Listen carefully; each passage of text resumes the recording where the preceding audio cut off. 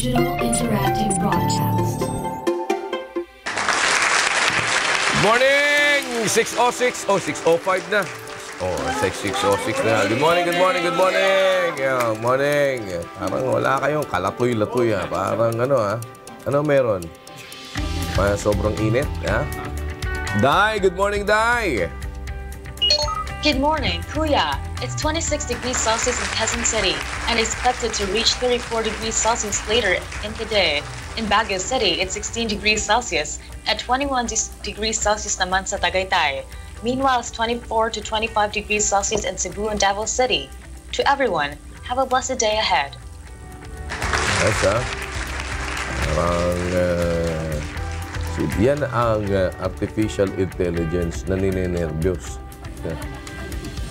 Eto, wala. Wala ito ngayon. Oh, ano? Para lang. Oh, ano? Hindi ako makagalaw. Ano nangyari sa'yo? Nagkasakit po yata ako, kuya. Ay, uso ngayon ang sakit, ha? Oo, uso ngayon kasi sobrang init. Oo. Nagsimula ito sa sakit sa puso kay Day. Alam mo, ganyan din ang nangyari kay kay Minyong. Oo. Para ako, kuyang nai-stroke na. Oh, yan, ganyan. 'Di ba, Minyong, ano nga nangyari? Ganyan ka din una dahil kay pangalan nun? May sis ako, kuya, sa puso. Ha? May sis. Sister? Di ba, ganun din nag-umpisa yan nagtitingal ang pugad. Ayun, kagaganon. Ikaw nga, tiga mo, hindi mo pa maiayos yung sarili mo. Para bang si Edison. Oh, parang, hindi pa nga maiayos yung motor pool.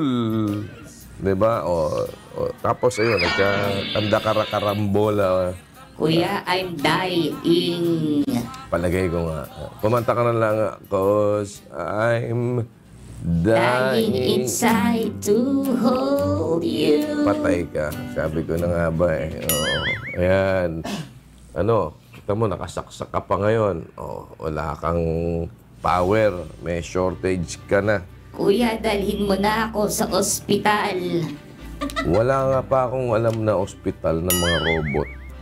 Maliban sa Japan, may mga paggawa ng spare parts.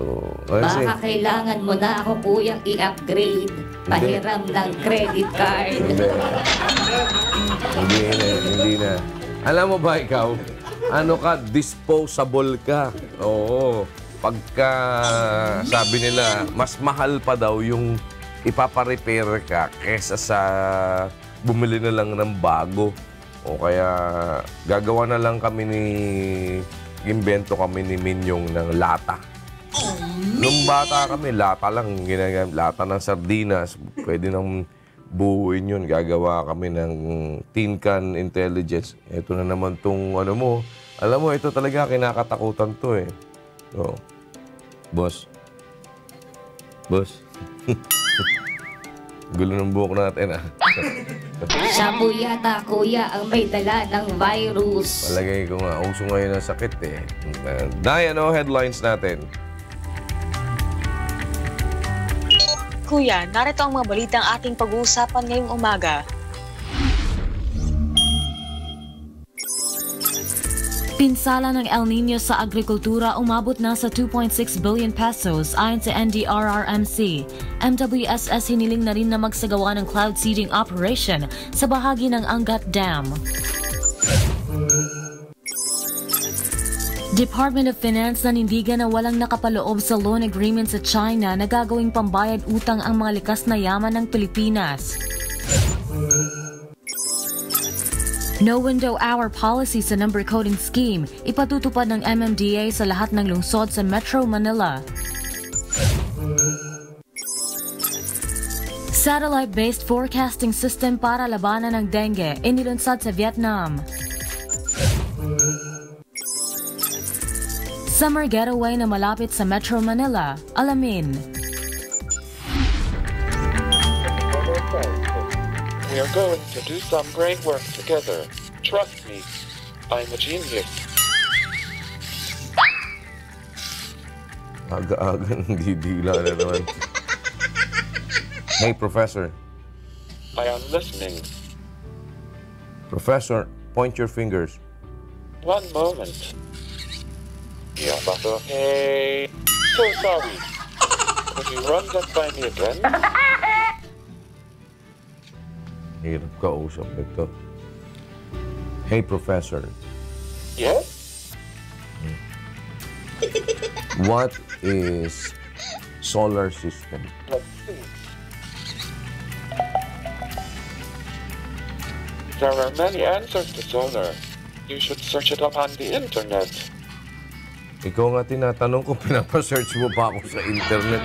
Mahirap palang kausap to eh. Oh. Hello. Always good to speak with a fellow scientist. We are going to do some great work together. Trust me, I'm a genius. Genius, pinapatanong mo ako sa internet. No. Hey, Professor, smile.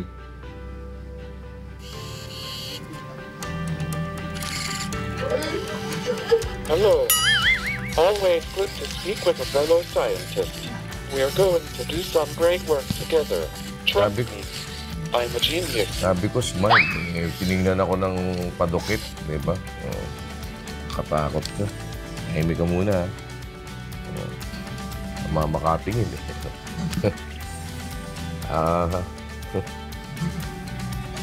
Ay,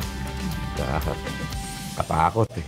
Malaki pala pinsala nitong El Nino sa agrikultura. Alamin nga natin kay Nel Maribuhok kung saan saang lugar ang apektado. Nel? Locating.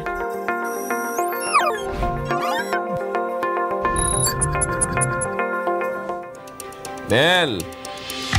Parang may Yes, bala ka. kuya. May bala ka na humanap na ibang trabaho. Parang gusto mo na lumipat sa Kuya, Photoville. Hindi pa nga po ako tinatanggap sa Photoville, kuya. Nagpa-practice pa lang po ako ng photoshoot. Galingan mo, galingan mo. O, ano ba ang balita ngayon dyan sa parang natutuyot din dyan sa paligid dyan? Yes, kuya. Nitong mga nakaraang linggo ay naobserbahan natin itong sa Marikina River at medyo mababa na rin yung level dito ng tubig.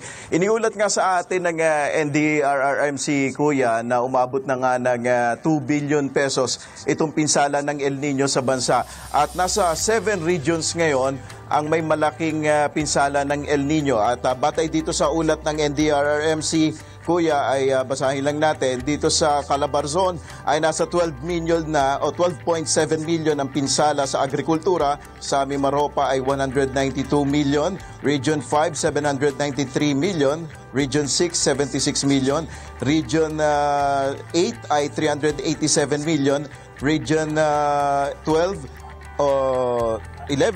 ay 808 million. At dito sa BARMM ay nasa 403 million na. Sa kabuuan ay 2.6 billion pesos na ang pinsara sa agrikultura. At ilan na rin sa mga munisipalidad, kuya, ang nagdeklara ng state of calamity. Kabilang dito ang dalawang munisipalidad sa Mimaropa, ang Rizal at San Jose Occidental, Mindoro. Itong Region 9 sa Zamboanga City, sa Region 11 o 12 ay sa Alamada, Emlang, Pikit, Alyosan, Magpet, Tulunan, Arakan, Cotabato Province, Matalam. At dito sa BARMM ay sa Lanao del Sur, sa Wau, sa Datu Abdullah, Sangki, Maguindanao, sa Pagalungan, Maguindanao, at itong sa UP, Maguindanao. At inirekomenda na rin, kuya, ng MWSS na magkaroon ng cloud seeding dito sa Angat Dam dahil nga inaasahan na itong sa katapusan ng April ay nasa critical level na itong Angat Dam. Bagamat hindi pa natin masyadong nararamdaman ngayon itong impact, yung malakas na impact ng El Nino sa bansa. At tatagal yan, itong El Nino, hanggang sa Hunyo. At sa mga pananim naman sa agrikultura, sa iba't ibang lugar, yan yung mga may malaking epekto ngayon. Kaya gagamitin na nila, yung mga nagdeklara ng state of calamity, magagamit na nila yung kanilang emergency fund para matulungan itong mga apektadong sektor na ito, kuya. Okay, sige. At kailangan talaga ngayon medyo tingin tayo ng mga alternatibo. Pero alam mo, ngayon yung sinasabi nila. Dito sa atin sa Pilipinas, marami, pulo tayo ng dagat, di ba? Napapaligiran tayo ng maraming mga tubig, ng karagatan. Pero hindi kasi pwedeng inumin yun. Hindi rin pwedeng gamitin sa ibang purpose. Pero alam mo, sa ibang bansa, kagaya ng Middle East, yung mga disyerto dyan, meron silang mga planta kung saan gumagawa sila ng desalination. Although, mataas yun. Ewan ko lang kung napag-aralan na dito sa atin yung yung proseso ng desalination at kung magkano ang gagastusin at kung paano pwede makatulong yun sa... Ewan ko kung meron na tayong study dito. May alam ka ba dyan, Nel? Ang alam ko lang, Kuya, yung isa sa mga treatment facility natin na pinag-aaralan dito sa Laguna Bay, Kuya, yung osmosis process ang ginagawa nila dito Pero wala pa silang katiyakan kung magiging safe ito sa inumin ng mga kababayan natin. Pero ito yung isa sa mga tinitingnan nila dito sa Laguna Bay. Kung pwede ba itong iproseso, magamit bilang supply ng tubig dito sa Metro Manila. So sa ngayon, Kuya, yun pa lang ang alam natin na parang body of water na tinitingnan ng ating government na mapalakas para magkaroon tayo ng supply ng sapat na supply ng tubig dito sa Metro Manila at karatig na probinsya, Kuya. Bale, sige, pakibalitaan natin yan. Talamin natin kay Ray mamaya. Kasi pagka mainit na ganito, kagaya niya, naglalabas kayo dyan. Alam niyo, may mga alaga na, lalo na yung, may alaga kang aso. Lalo yung mga aso na tawag nila, pag. Yung pag na aso. Pag nainitan, namamatay. Hindi, yung mga aso na gano'n, karamihan na heat stroke. Pagka mahina sila sa init May mga hayop na ganyan. Kaya titignan nyo din yung mga hayop ninyo. At kayo din, pagka lalo na nag-jog kayo sa labas, pagka sobrang init, pag lumalabas kayo, lalo na ngayon, summer na, mag-summer na, talagang summer time na sa atin, huwag kayong makalimot, dala din ng water.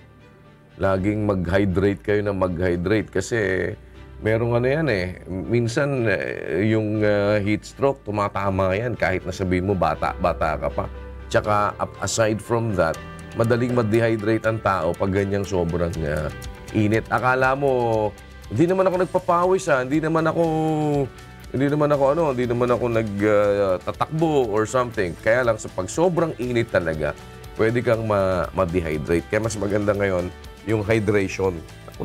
Napansin ko, kailangan ko mag-hydrate ngayon dahil uuso ngayon yung iba't ibang mga sakit, lalo na kapag nagpapalit ang klima. So yung mga may hika, madaming inaatake ngayon ng asthma dahil dun sa sobrang init ng panahon. At pagka na-dehydrate kayo, may mga komplikasyon yan. Stein. Si Day na nga. Day, ano ang pwedeng komplikasyon ng dehydration? Kuya, bukod sa heat exhaustion at heat stroke, maaari ring mauwi sa ng seryosong komplikasyon ang dehydration. Kabilang dito ang urinary o kidney problems, seizures at pinakaseryoso dito ang low blood volume shock, kung saan maaring bumagsak ang blood pressure at ang oxygen sa katawan.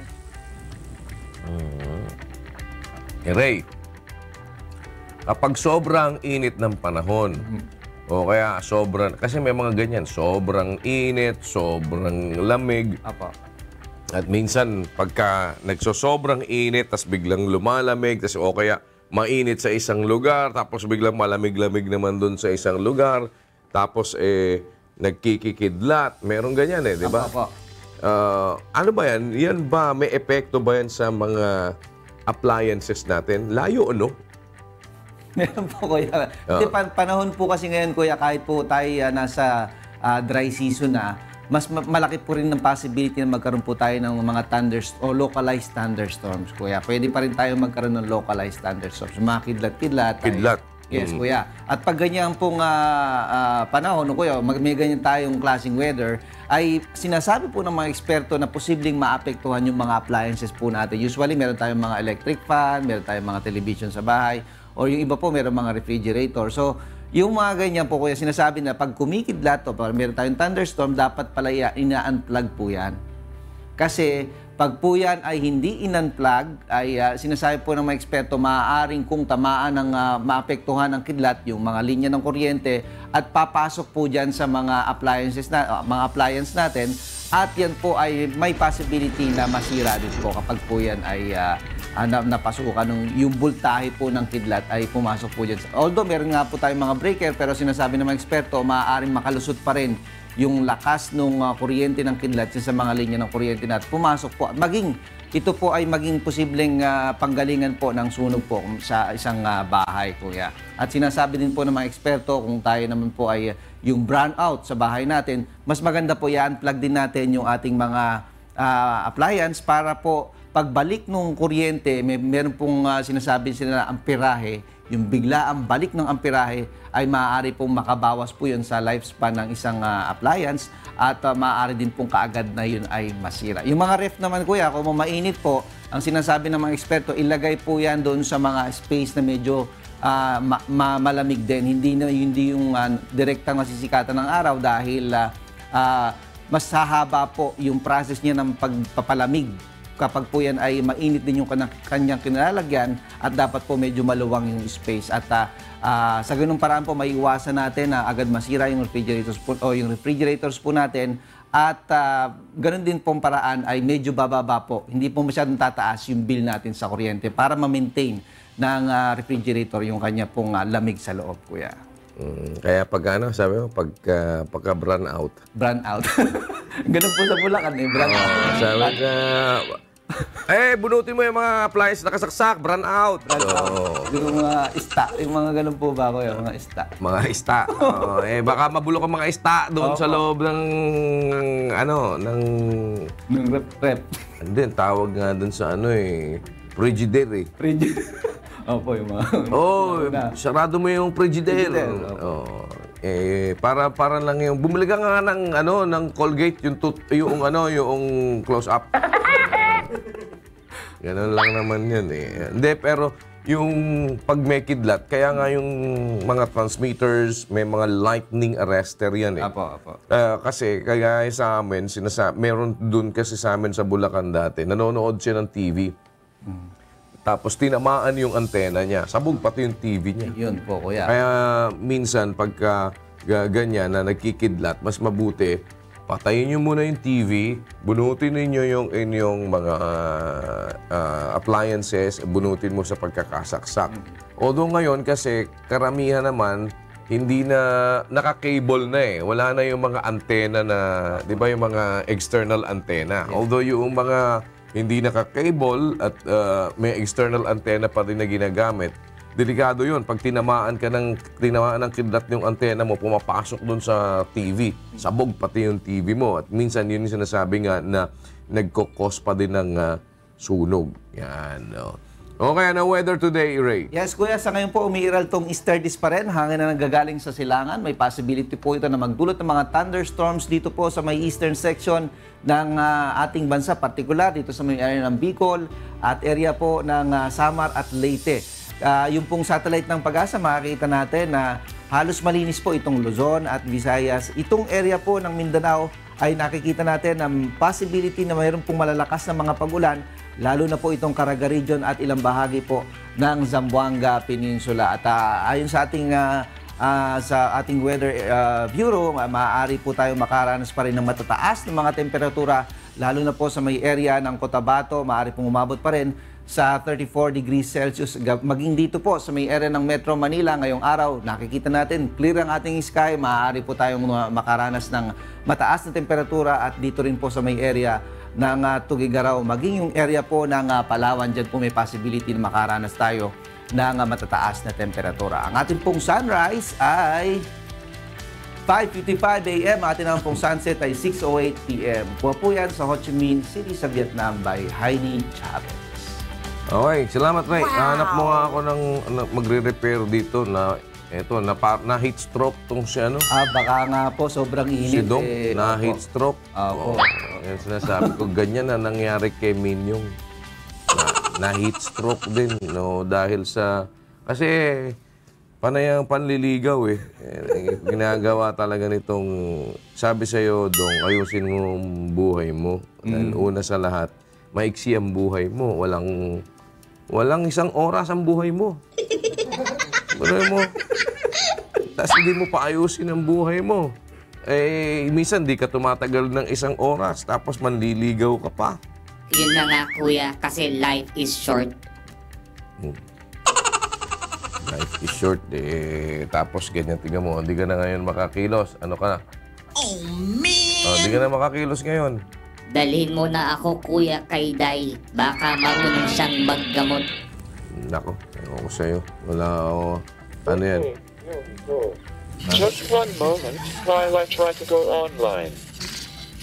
Ano yan? Oh. Almost done. I will just need a moment to complete the connection. Eto naman, tumitiri kang mata. Pagka... Okay, I'm online. To ask me a question, say, "Hey Einstein," or "Hey Professor," followed by "What is," or "Who is," or "How is the weather in?" For other commands, please visit my website at ProfessorEinstein.com. Okay, let's get started. Mahirap tumano.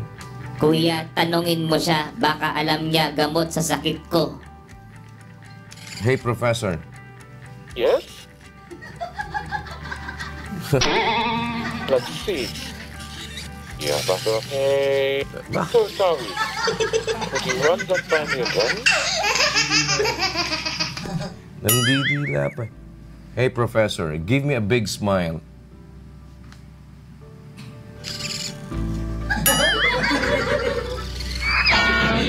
Hello. Always good to speak with a fellow scientist. We are going to do some great work together. Trust me, I'm a genius. Hey, Einstein, big smile.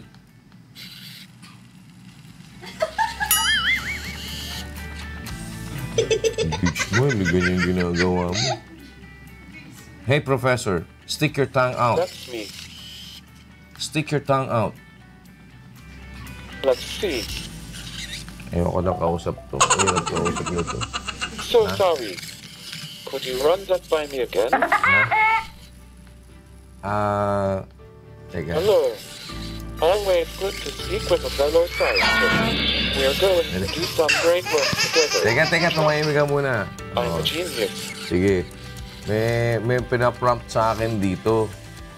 Sabi nila, may gusto daw makipagkilala sa'yo. Ano? Sa... Nakakagulat naman to eh. Gusto makipagkilala daw sa'yo. To speak with a fellow scientist. Hindi, gusto daw makipagkilala sa'yo ni Angel. Work together. Trust me. Saan si Angel? Ayaw. Takot. Angel? Kumaway ka, Jel. Angel? Kaway ka, Jel. Kaway. Kumusta ka daw, sabi ni Einstein. Jel, kaway. Nagkiti kaway mo eh. Angel? Ang tago eh. Natatakot siya. Baka lagnatin si Angel, kuya. Tignan mo naman makatingin na Baka sama. lagnatin. yung buhok, Baka lagnatin si Angel. Ah? Kami na lang pakilala mo, oh. Magkakapareho kami nila Einstein. Hindi pakilala mo, baka tumali. Naka-EFS din si Einstein eh. Oo. Estudyante kami ni Einstein, no? Pare-pareho kami eh. Kala mo, naka-ano yan, naka-EFS yan. Naka-EFS din. Oo. Hi, Einstein. Ano ba yan? Tama. Gusto ko yun ang bebela si Einstein. Always good to speak with a fellow scientist. Tingnan mo ah. We are going to do some great work. Daldal ng daldal eh. Dal ka ng daldal. Oo nga. Hey, Professor. Yeah. Hey, Professor. Hey, Professor. Yes? Can you hear me? Hey, Professor. Let's see. Ya-da-da-da-da. So Would you run that by me again? Nakakatakot ito. Oo. Mapapanaginipan ka nga ng mga nakakakita sa'yo. Baka mamaya magpatay ng ano yung mga bata. Oo. Tingnan mo naman, makatingin, oh. Oh. Sama makatingin.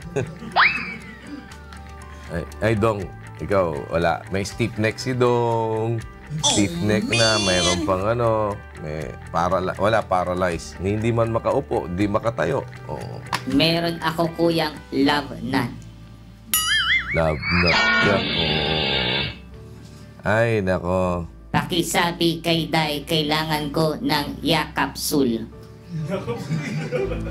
Wala ka, matanda ka na talaga. Oh. Yakapsul, luma na yan. Tsaka, sasabihin mo, kispirin. Oh. Hindi pwedeng kispirin, kuya. Masyadong censored yun. Wala, ayusin mo muna buhay mo. Oh. Bago ka mag-isip ng kung ano-ano, hindi ka pa nga nare-recognize na isang, di ba? Isang registered voter. Binabati ka ng mga taga-Taiwan, ha? At saka yung mga taga-Japan. Yung mga nandyan din sa Malabon. Kumusta daw? Good morning daw. Nagagalit na kay Professor yung yung mga nasa Pampanga. Day, batiin mo yung mga nasa iba't ibang parte ng Bisaya. Kain buntag sa tanang Bisaya sa tibuok Cebu.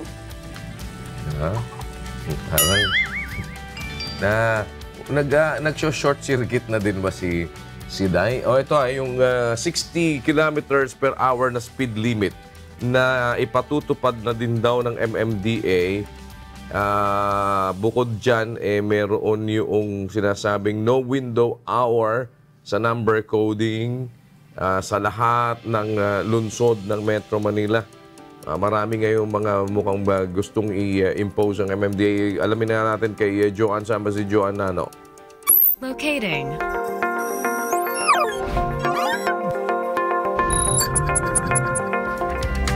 Joanne, saan ka? Hi Kuya, good morning. Good morning sa lahat po ng ating mga kasambahay. Nandito kami ngayon sa may EDSA White Plains, Kuya, para dun sa ating mga kasambahay na ngayon pa lamang aalis sa kanilang mga bahay-bahay, Kuya. Ito, makikita nyo po ngayon dito sa aking kanan, itong northbound lane para po sa ating mga kasambahay na babiyahe patungo po sa may Balintawak at Monumento, Caloocan. Wala pang masyadong magiging problema sa mga oras na ito dahil maluwag at tuloy-tuloy pa po ang sitwasyon ng traffic. And speaking of traffic, Kuya, ay pumayag na nga itong Metro Manila Council o ang samahan ng mga mayor sa Metro Manila na pag-isahin na itong pagpapatupad ng no window hours policy sa number coding scheme. Ibig sabihin yan, Kuya, sa lahat ng mga lugar sa Metro Manila, hindi na lamang sa EDSA at sa iba pang mga major roads dito sa Metro Manila, ipatutupad itong no window hours policy. Ibig kong sabihin, iiral na po ang number coding scheme simula alas 7 ng umaga hanggang alas 8 po yan ng gabi sa lahat ng mga lugar sa Metro Manila. Ang nagiging problema kasi, Kuya, ay nagkakaroon ng kalituhan sa mga motorista dahil iba-iba ng window hours policy na ipinatutupad ang mga local government. Depende yan sa kanilang mga city ordinances. So para hindi na malito ang mga motorista at na kadalasan nga pinagmumulan pa ng pag-aaway-aaway din, lalong-lalo na pag sila ay nahuli ng mga traffic law enforcers, gagawin na pong uniform itong no window hours policy, Kuya. Meaning to say, buong Metro Manila, maghapon, kapag ka ikaw ay coding, hindi ka na pwedeng lumabas totally ng kalsada at ikaw ay huhulihin na.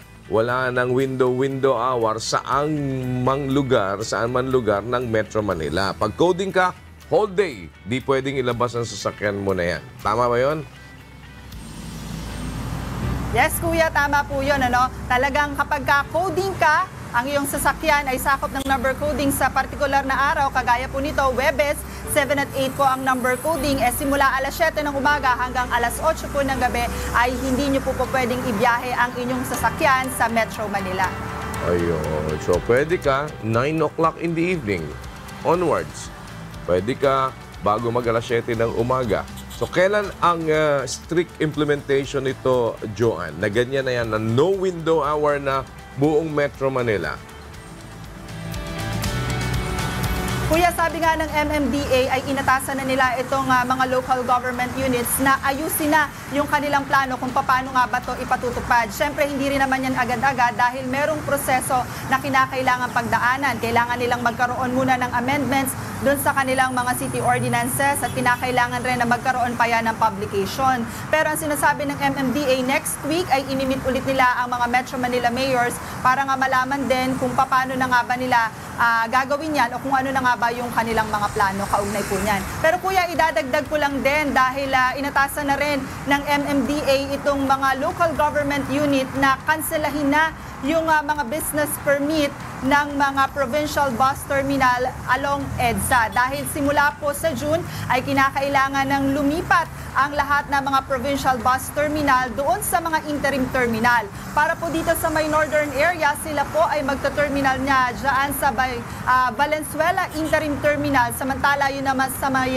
southern area ay kinakailangan na po silang lumipat ng Parañaque Integrated Terminal Exchange at gayon din po dyan sa may Santa Rosa, Laguna naman na interim terminal. Kuya? Okay, sige. At, so wait for further announcement at abangan nyo na lang.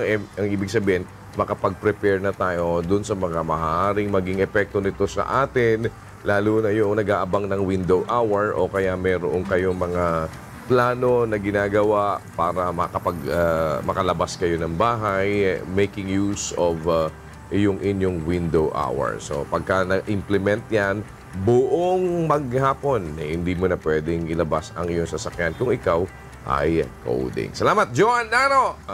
At abangan natin yung announcement na yan at yung eksaktong panahon kung saan yan ay i-implement na. Maiba naman tayo, marami pa rin talaga ang medyo matitigas ang ulo dahil patuloy na tumataas itong naaaresto at yung mga ayaw pa rin tumigil dito sa mga illegal drugs. Makibalita nga tayo kay Asher Kadapan. Asher. Locating.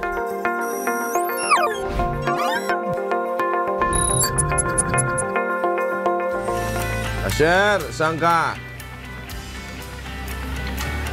Kuya, good morning po kuya. Good morning din sa ating mga kasambahayan. Dito po tayo sa may Cubao Police Station kung saan sinecheck natin yung mga police record dito sa nakaraang magdamag, kuya.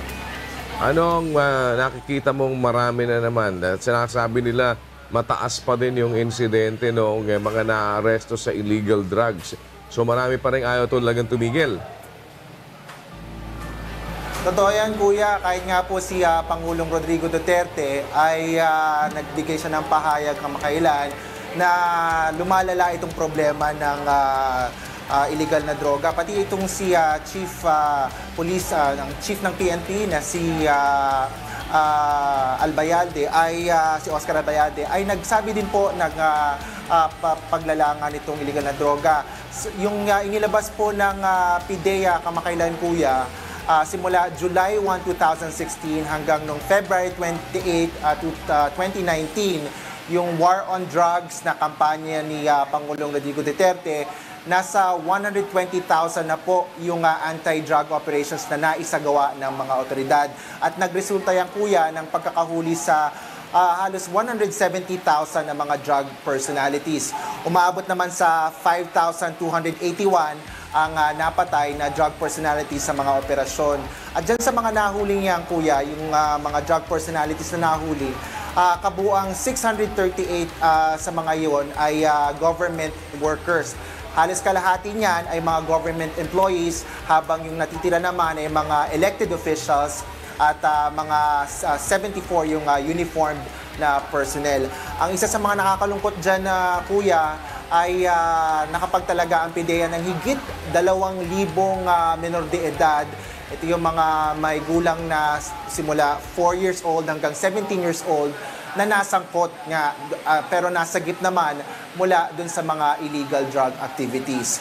Umabot naman, kuya, sa halagang 21.41 billion pesos o 3,735 kilos ang mga nasabat na shabu sa mga drug operations. At kung isasama rin dyan, kuya, yung halaga ng mga controlled precursors and essential chemicals o yung tinatawag ng PIDEA na CPECs at mga laboratory equipment, ang nakumpiska sa operasyon ay umaabot na sa halos sa 30 bilyong piso, kuya. Pero ang good news naman dyan, mayroon namang mga sumasailalim sa Recovery and Wellness Program, kuya. Ito nga rin yung programa ng pamahalaan kung saan halos 350,000 surrenderers ang nakagraduate na sa naturang programa. At sa kabuuan, ayon din sa ating mga otoridad, sa 42,000, around 42,000 na barangay sa bansa, 11,437 o halos parang 25% na, kuya, ng mga barangay sa buong bansa ang naitala ng PIDEA na drug-cleared na barangay. Okay. Sige. Maraming salamat, Asher Kadapan. Malungkot yung mga mga balita na ganyan kasi kung minsan talagang kahit na anong tindi ng war on drugs, ganyan pa rin ang nangyayari. Pero speaking of war, ibang war naman ang sinasabakan ng Vietnam. At itong kanilang gera naman laban sa dengue. Dahil meron yata sila ngayon dyan mga ini-introduce na bagong paraan naman para mapuksa itong dengue. Alamin natin kay RJ Timoteo. RJ, saan ka? Locating.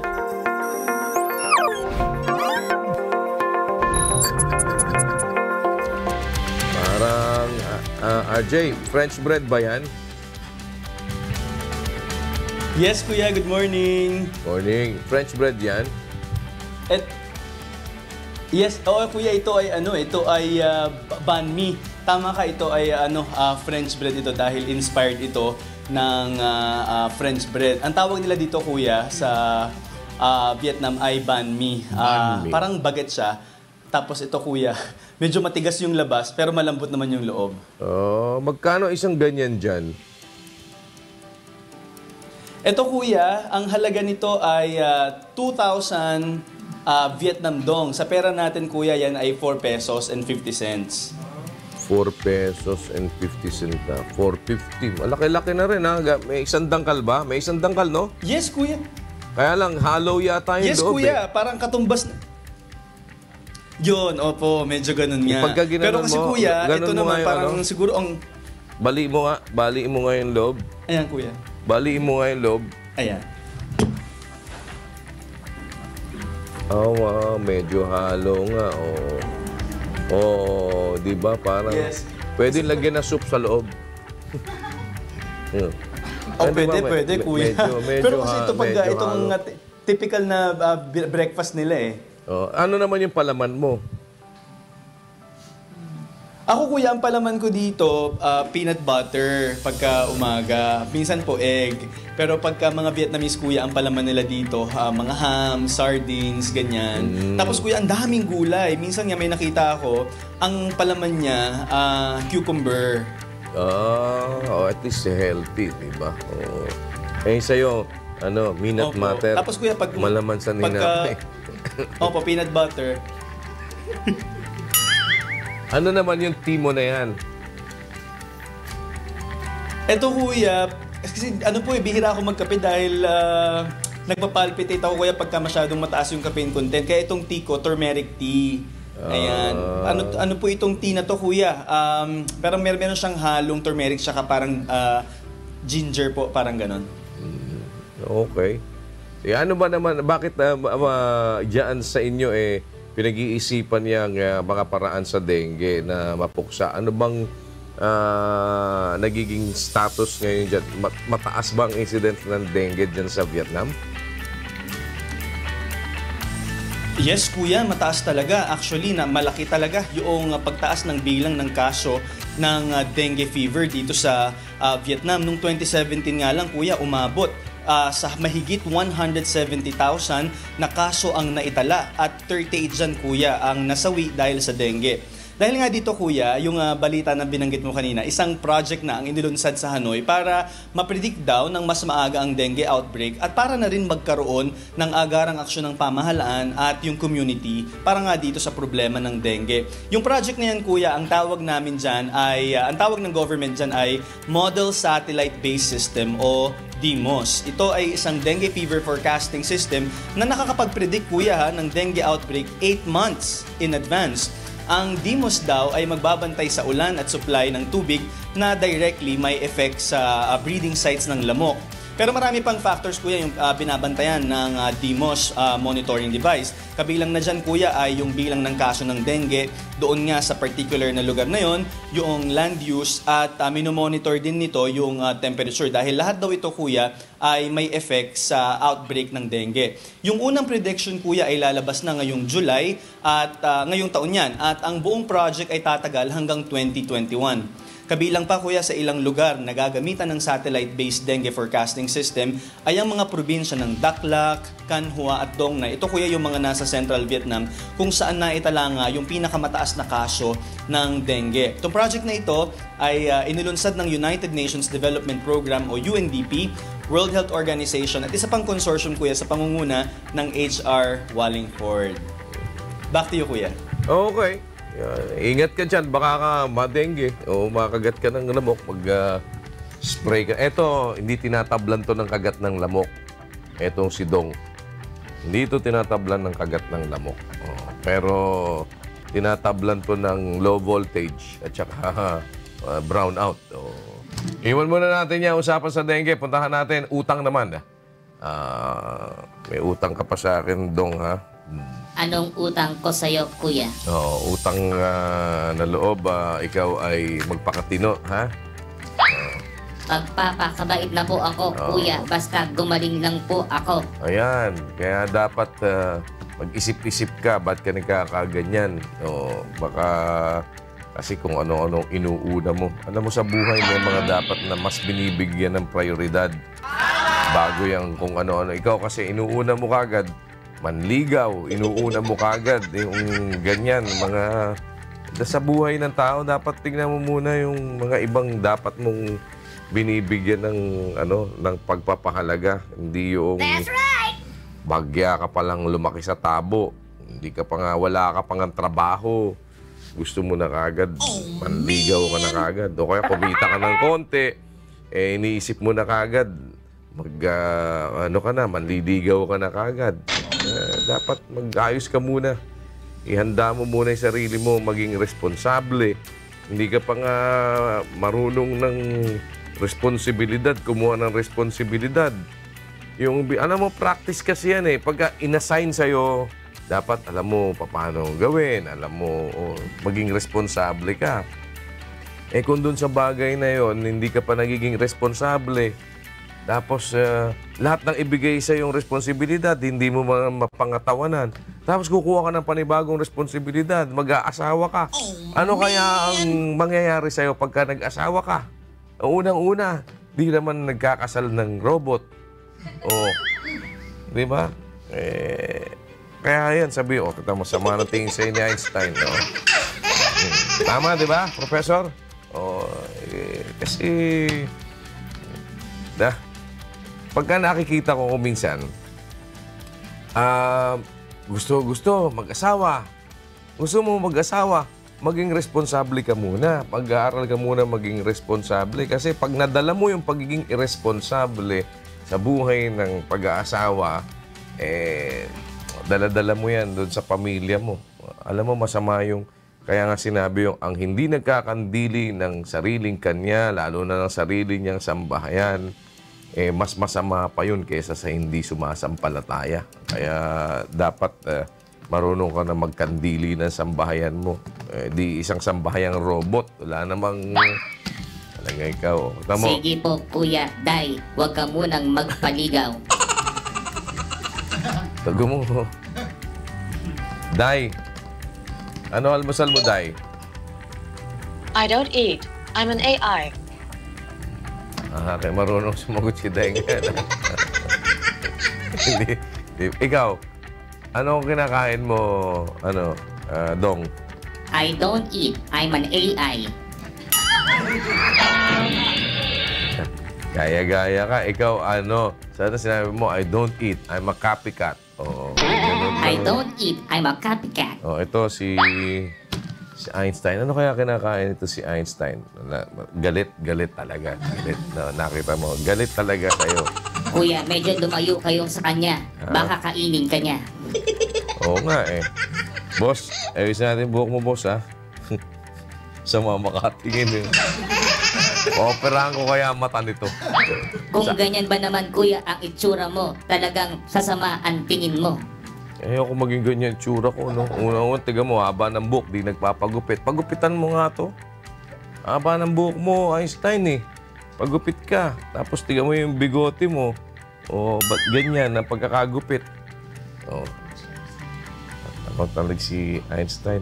Tapos pati yung ano ni Michael Pahatin, kinuha mo pa. O.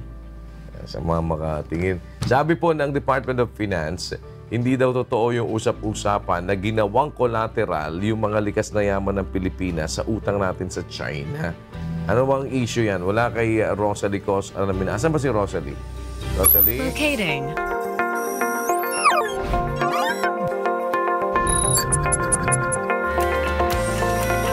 Rosalie, saan ka? Hi, good morning kuya. Nandito tayo ngayon sa Malacanang pero since napaaga po tayo konti, kaya mapapansin nyo wala pang masyadong tao, napaaga tayo, baka tayo ang magbukas ng opisina, kaya lang wala tayong susi kuya. Punta ka na lang dito. Dito ka. Sige kuya, punta po ako dyan sa studio. Yeah, dito ka.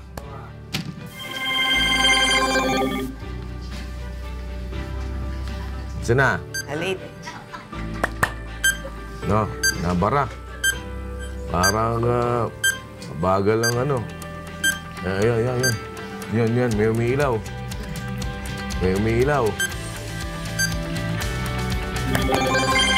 Ba, talaga, uso ngayon ang Ina Magenta. Ayan, bagay sa'yo, Ina Magenta. Dapat meron kang ano, gano'n. Grabe, kuya, Ina Magenta, parang sobrang tanda na. Grabe naman. Hindi mo pwedeng isa sa mga Encantadia? Encantadia?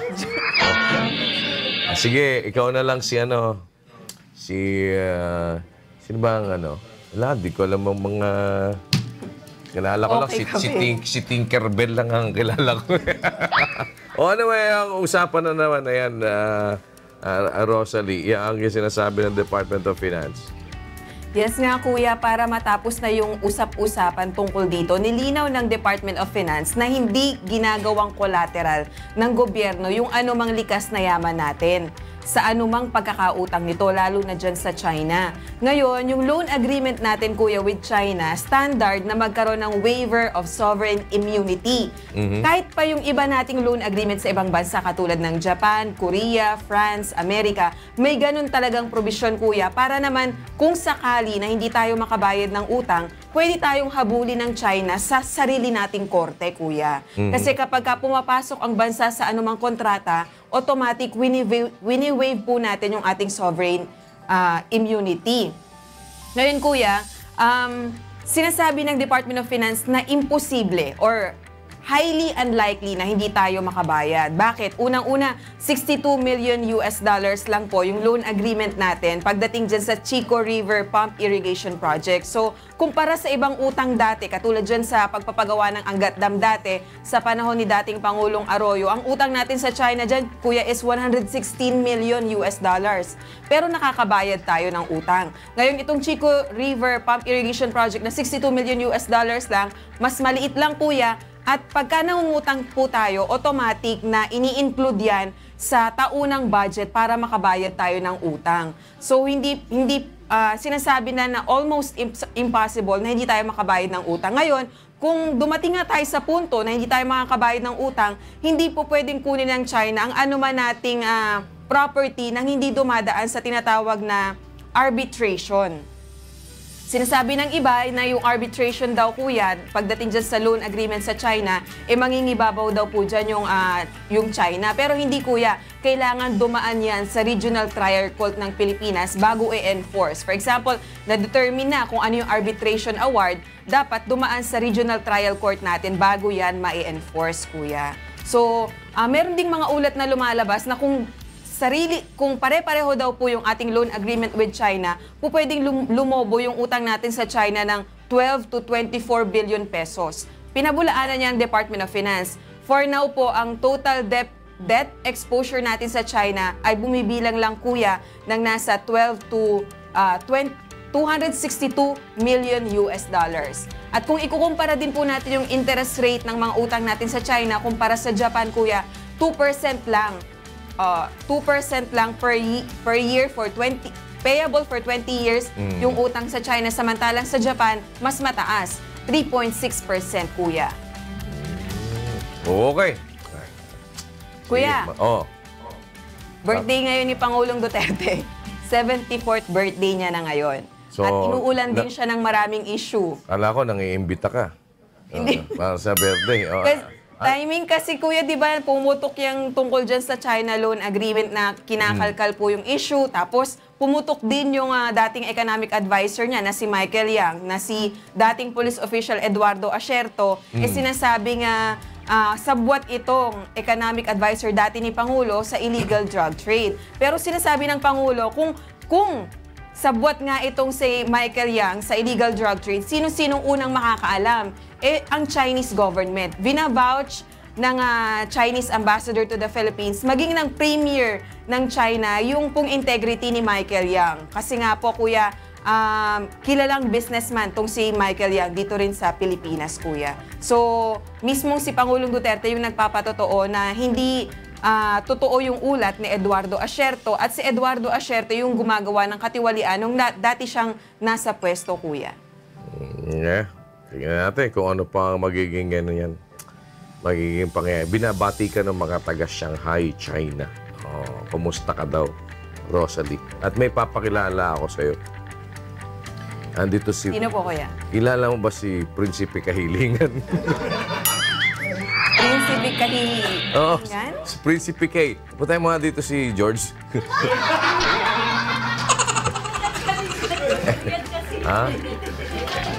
Eto si ano. Huwag mo sasagasaan si ano. Ay, naku. Sabi siya, huwag mo sasagasaan. Sinagasaan mo. Dito ka. Dito ka sa may tabi ko. Ayan. Ano.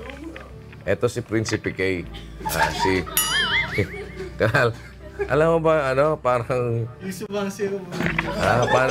parang may palakpak yun, di ba? Tapos, ano ginagawa?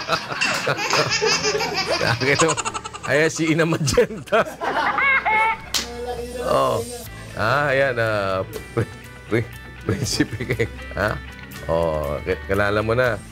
Ako, kuya. Rosalie. Ayan. Ito si Prinsipe K. Si Ina Magenta. Prinsipe K. Paano ba para maglaho si ano dito? Kung ikaw, albawa, ikaw si Prinsipe K, paano maglalaho dito si Ina Magenta? Sige, testing nga natin kung maglalaho si Ina Magenta. Paano?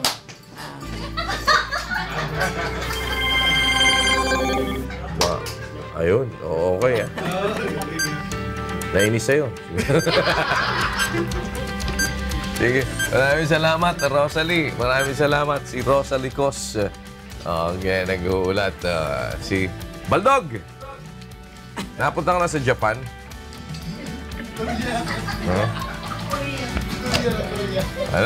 Punta tayo sa Japan. Dahil sa Japan, sikat ang sakura o yung cherry blossoms. Alamin natin na nandun si Danny Tixon sa isang cherry blossom viewing park sa Tokyo. Kumustahin natin. Danny, good morning. Kumusta dyan? Locating.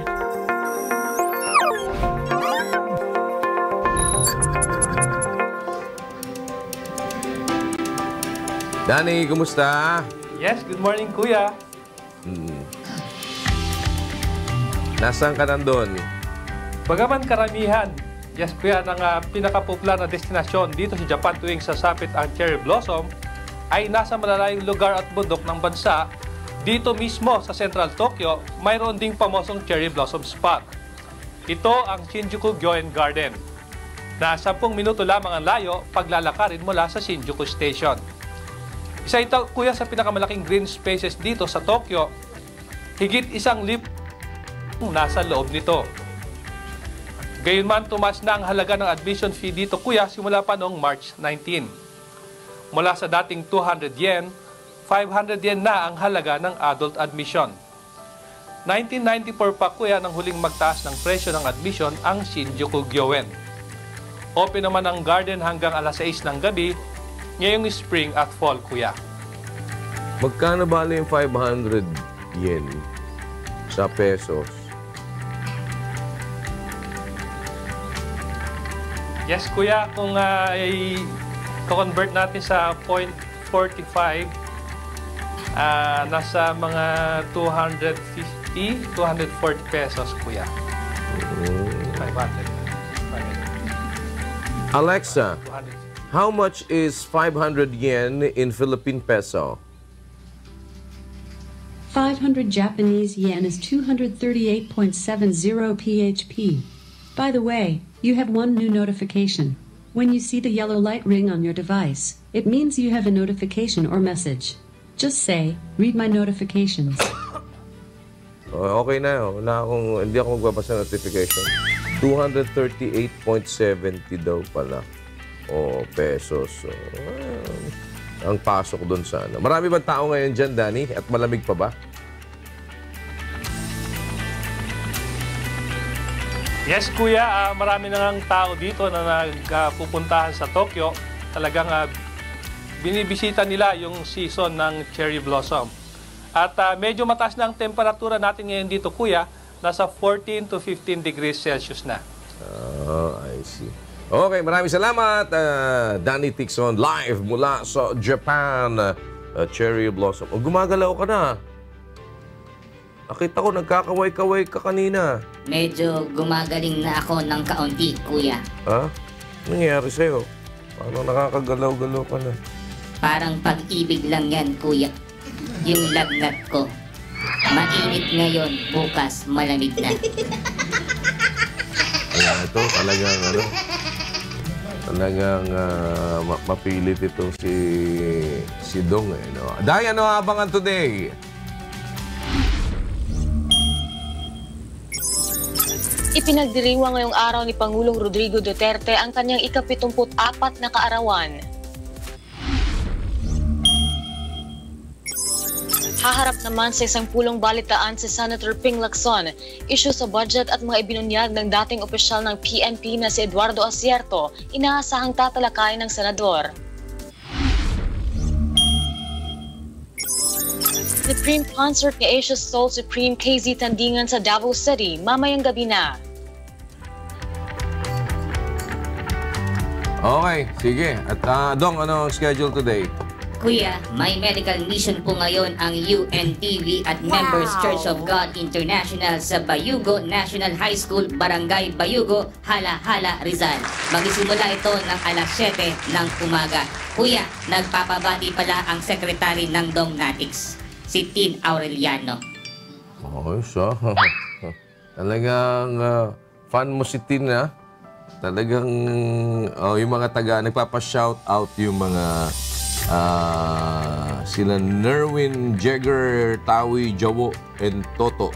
Yung mga taga San Carlos City, Pangasinan, magandang umaga po. At yung mga nandyan sa Tawi-Tawi. Yung mga nasa Nagasaki, Japan. Good morning po sa inyo. At nasa Valenzuela City.